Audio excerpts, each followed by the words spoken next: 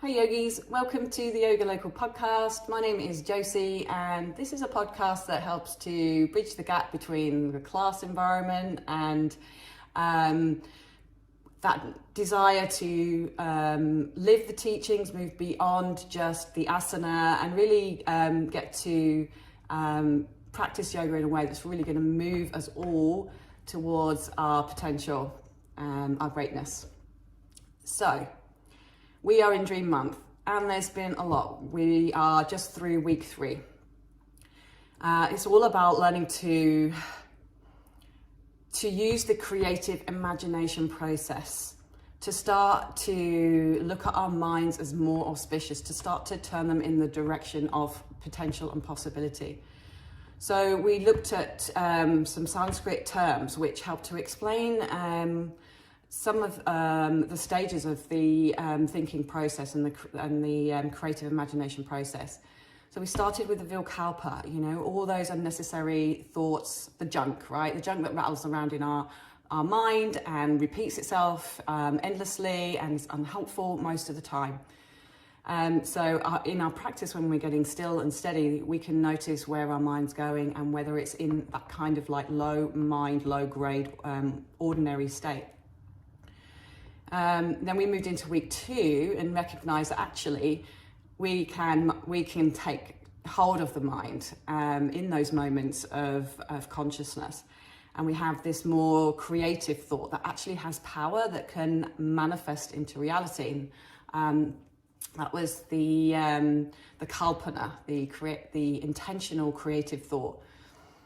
Last week, then we progressed into this awareness of true creative imagination. When we are fully aligned, which is ultimately what our practice is doing, right? We are purifying the body, fortifying the body. We're bringing it into alignment with nature. We're becoming more natural. And when we start to fully align, we start to experience more connection, right? More connection, more creative flow, more intuitive flow.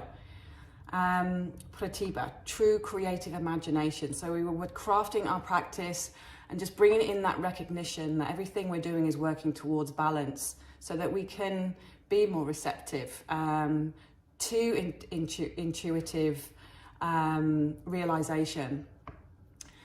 So next week, understanding all that, we are going to see if we can move or make room for even more of that intuitive flow by introducing contemplation. Contemplation being this tool that invites tranquility of the mind into the teachings. And yoga and the tradition tells us this is essential. This tranquility of mind is essential if we're going to move into deeper understanding of ourself, our true self, and also really essential for accessing deep meditation, which is also where we're going to get those downloads, those more creative insights.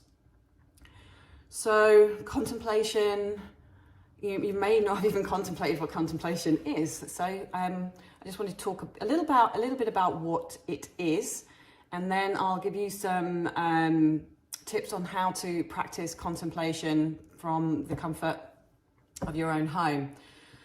So I just want you to think about how it would feel if you had, first of all, all the answers at the right moment, at the right time, when you felt completely secure in your own intuition and your own sense of self. You just have that much deeper trust in yourself that you can come up with the solutions. You have the answers already. It's just a sense of knowingness that is beyond logic. And then from that space, just ask and invite yourself, what couldn't you do? What couldn't you do, knowing that you were connected to this infinite wisdom that will always guide you in or on a path that is aligned with who you are, what you need, and why you are here on this planet. I mean, how much more sense of stability, tranquility, how much more faith, would you have in yourself? What couldn't you do knowing that that was the case? So contemplation is a way of us to connect to that source. Contemplation will help us get into that space. If you've been to my classes, you'll recognize this. We cannot force our way into these higher states of awareness. These subtle aspects of practice require us to get more steady, more focused, more easy. And contemplation is going to help us to start to understand or get to grips with some of these what can sometimes feel a little bit more mystical, more out of reach, out of our grasp, because they're not fixed and solid concepts. So how to practice contemplation? So first of all, I want you to ask yourself what it is that you want to understand. Okay, so bringing in maybe the idea of what it is to actually be in spirit, like the question could be, how do I understand what it means to be in creative flow? How do I understand what it means to be more connected? How do I understand what my true nature is? So these are the kinds of questions that you can bring into contemplation. It's just an object, really, but you need to be specific in that object of your question. What is it you specifically want to understand? So then we get still and silent and we ask that question, right? Ask that question into that space which is less distracted, less noisy. So it's about using this creative imagination process, because we first of all have to remove the debris, right? All the noise that's getting in the way, all those empty thoughts, the Vikalpas. We have to tune into that more intentional way of thinking and crafting our thoughts to actually manifest something with power.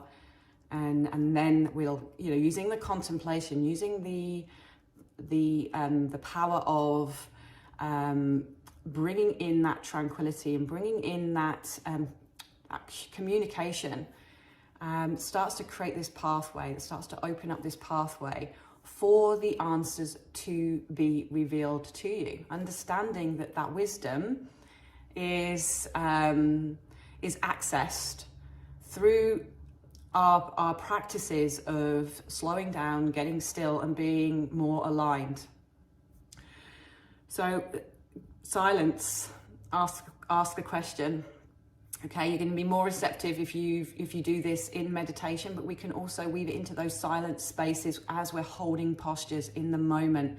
We find that subtle place where we can drop that contemplation into and listen for the answers. And contemplation also asks us to think about what we already know about the question that we're asking. So maybe we've already had experiences, maybe we've read things about what we're asking, and start to just think about what you already know about the thing that you're asking.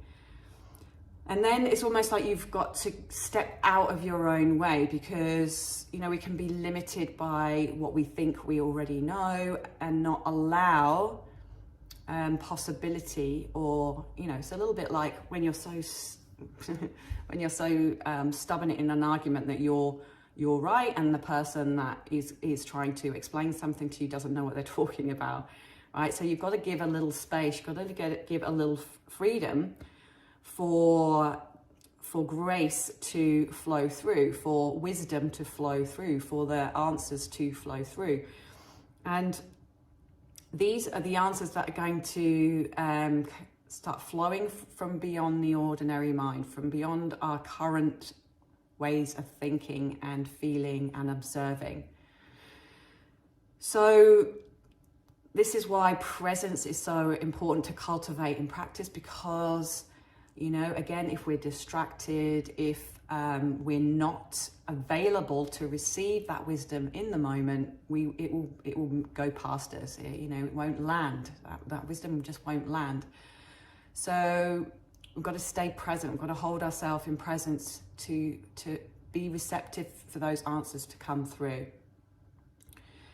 And one of the things that I've also been trying to encourage you to do this month is like to really relax and soften into the practice, right? Because again, I want you to think of anything that's hard and rigid. It's stuck, it's blocked.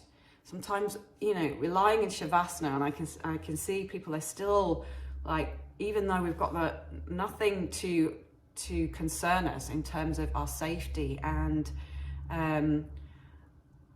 you know, there's kind of no ego involved in just lying down. So, you know, there's no performance part of this practice, but still there's this real resistance to allow and to let go and soften. But remember, it's the tranquility of the mind that is essential for deep states of meditation. And if there's any sense of disruption or tension or stress, irritation, any of those negative feelings, if the Vikalpas start to get in the way, then we are going to, you know, be closed off, like physically closing ourselves off through our own internal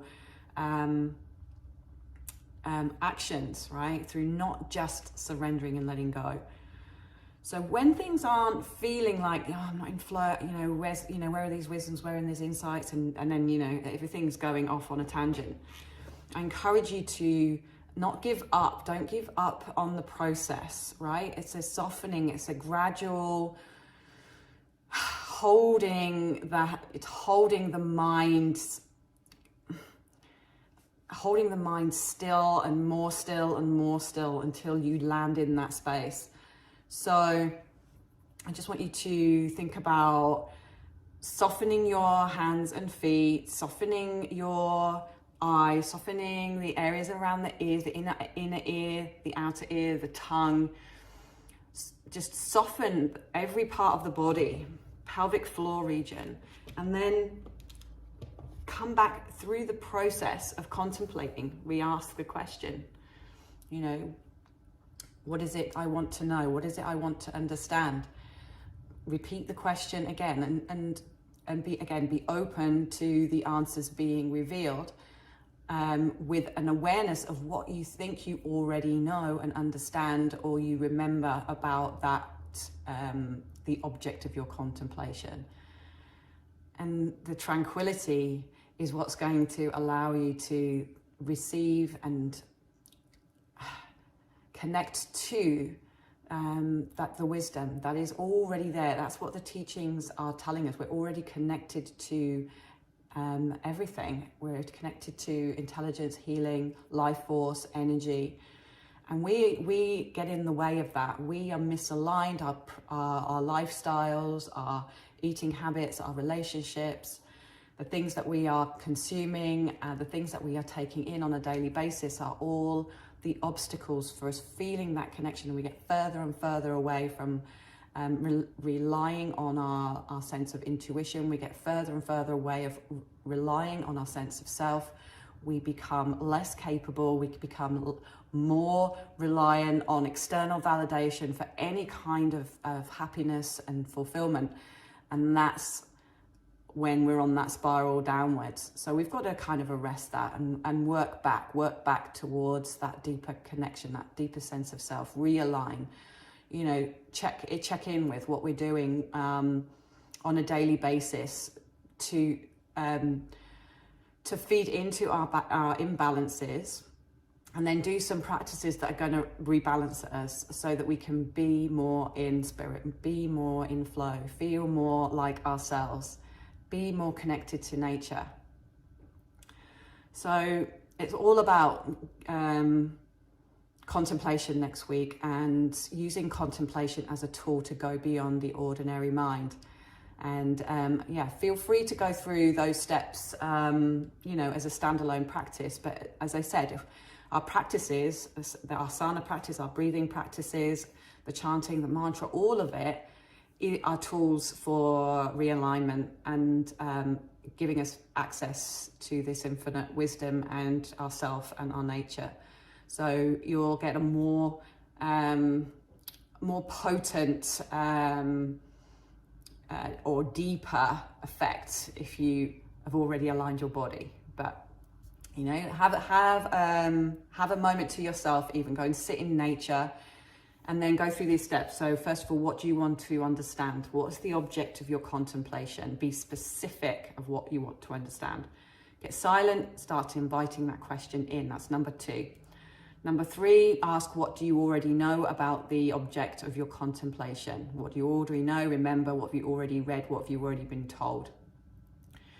Number 4, make room for wisdom to flow through. So understand that there might be that space that you need to create beyond the ordinary mind for these insights and wisdoms to flow through. And then be present, stay present for what comes up. So you need to minimize distractions and stay with your breathing, stay soft, so that you're more receptive to that process of receiving. So that's number 6, relax and soften. You can start with the soles of the feet, your hands, come to your eyes, inner and outer, the area around the nose, the inner ear, the roof of the mouth and the tongue, and the pelvic floor region. So I would love to hear from you. Let me know what you're contemplating. Come and practice contemplation as part of a complete practice here in the studio next week. And let us know how you get on. I'd be really, really thrilled to hear from you. So that's all for now. I'll see you in class next week, or see you on the podcast next week. Okay, take care. Bye for now.